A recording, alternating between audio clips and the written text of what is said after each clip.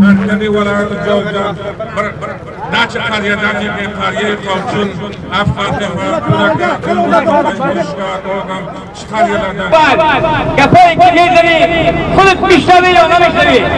این چی ظلمت؟ این چی ستمت؟ برای بالای یک طفل 9 ساله تو اولاد نداری؟ تو از خود حزیز نداری؟ برای چیزی که برای چوکی که برای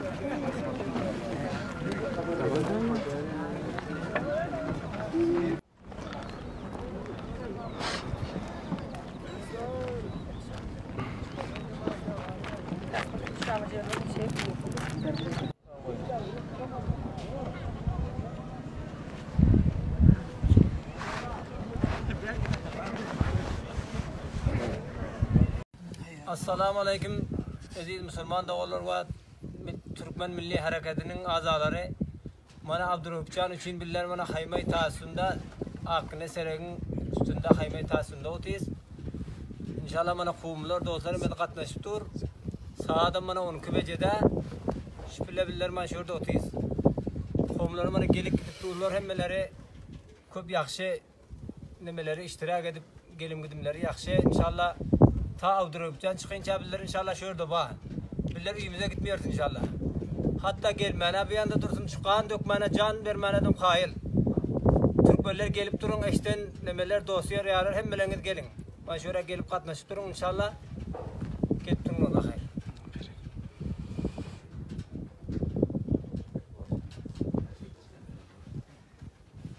Bir şey oldu.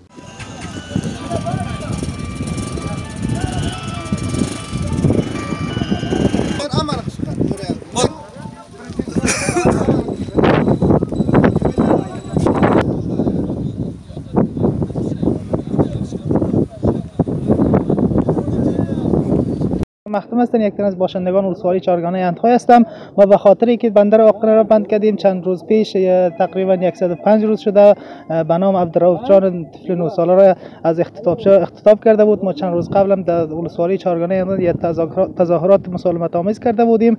در اونجا ما گفته بودیم که اگر عبدالرؤوف جان را رها نکنند ما بندر حیرتان شیرخان بندر و بندر آقنه را بند میکنیم. از او خاطر ما امروز تصمیم گرفتیم که بندر آقنه را مسدود کردیم تا که عبدالرؤوف جان رها شوند. تا چند روز دیگر این بندر بند؟